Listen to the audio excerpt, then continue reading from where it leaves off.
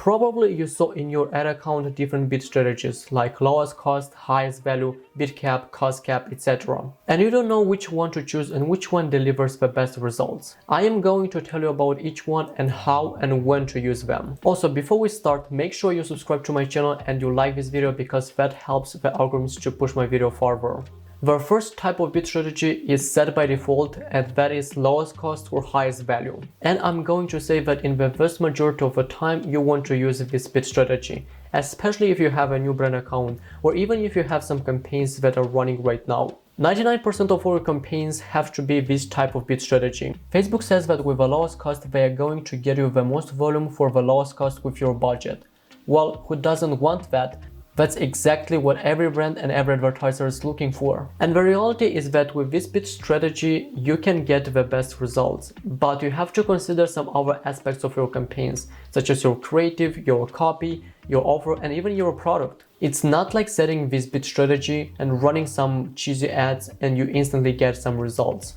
That doesn't work like that. So if you're new on the platform and you want to run some ads, then keep it simple and use the default setting, which is the lowest cost. The second type of bid strategy is cost cap. Now with cost cap, it says that they are going to control your cost while getting the most volume. In theory, it sounds even better than lowest cost because you give Facebook a specific cost that you are aiming to get, and they have to get you the results with the cost you set. But in practice, it just simply doesn't work if you don't know your average cost or if you're not getting profitable results with the lowest cost. The reality is that this type of bid strategy works very well in just one single case, and that is when you already have some profitable results with the lowest cost and you want just to maximize a little bit the results by setting a cost cap.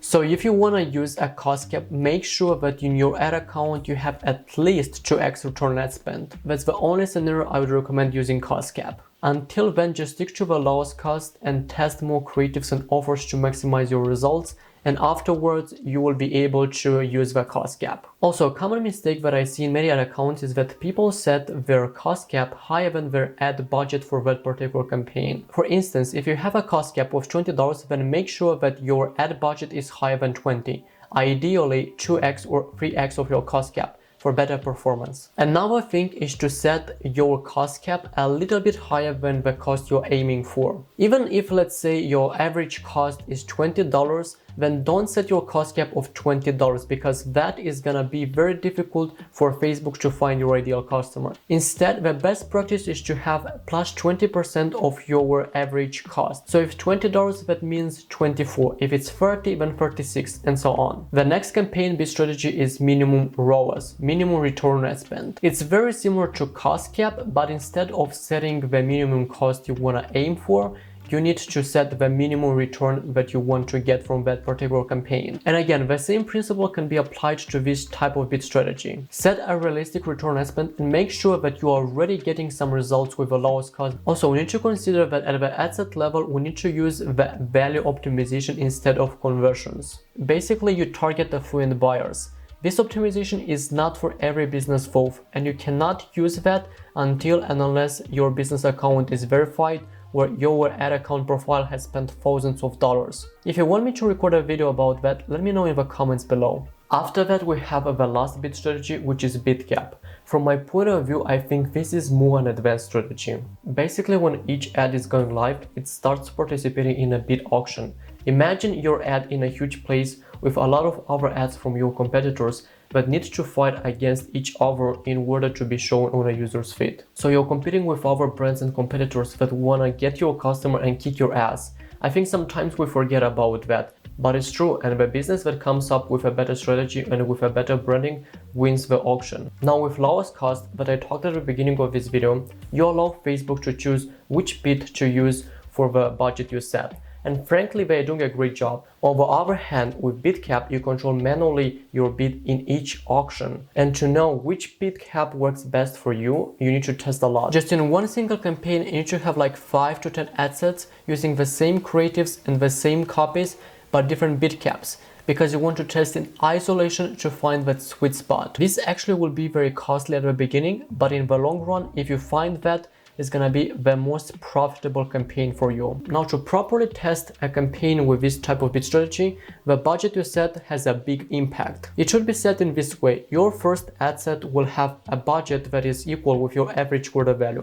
So for example, if your AOV is $30, then make sure that your Bitcap is $30 as well. The second ad set will be 2x of your average order value. Then the third is gonna be 3x, then 4x, and so on. And ideally, the budget you set on the ad set level, it should be higher than your Bitcap. Making an overall from a media buy perspective, if your budget is under $100,000 per month, I truly believe that you need to stick just to lowest cost, because other type of bid strategies may be very costly if you do not test them properly. What I noticed is that Facebook is getting more technical, but also at the same time they are trying to tell us to use the default settings. What is happening is that before Facebook sets something as a default setting, they are making a lot of testings in many different ad accounts, and when they analyze what's working on average, and afterwards they set that as a default. So I would say in the beginning, use the default settings and focus more on creatives. That is what people see on their feed, and that matters a lot. Testing creatives is gonna deliver much better results and can take your ad account from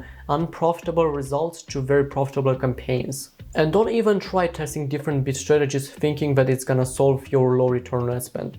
It's just simply not the case. Once you start investing more money in the platform and you have an established ad account, then yes, afterwards go ahead and test different bid strategies. Now, before I go, make sure you subscribe to my channel and turn on notifications to know every single time when I'm releasing a new video. Thanks very much for watching, and I will see you in my next video.